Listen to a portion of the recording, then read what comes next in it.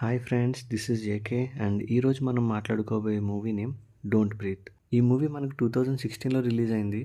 Old movie కదా అని తీసిపారేయద్దు. Movie అయితే చాలా బాగుంటుంది. స్టార్టింగ్ నుంచి ఎండింగ్ వరకు ఒక టెన్షన్ క్రియేట్ చేసే మూవీ అని చెప్తాను నేను.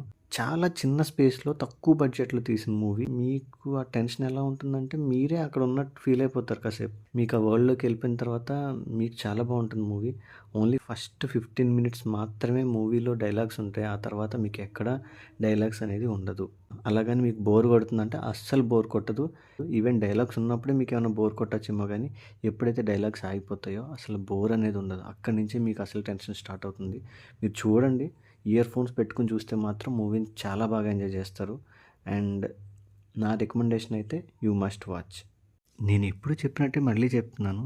అండ్ సినిమాలో స్టోరీ కానీ కంటెంట్ కానీ అది అవసరం అయితే తప్ప మీకు చెప్పను.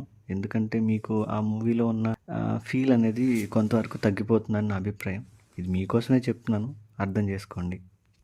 అండ్ మీకు ఒక చిన్న నోట్, నేను ఈ ఛానల్ కొత్తగా పెట్టాను. సో నేను ఎప్పటికప్పుడు మంచి మూవీ సజెషన్స్ కానీ ఎంటర్టైనింగ్ థింగ్స్ కానీ తీసుకురావడానికి ట్రై చేస్తూనే ఉంటాను.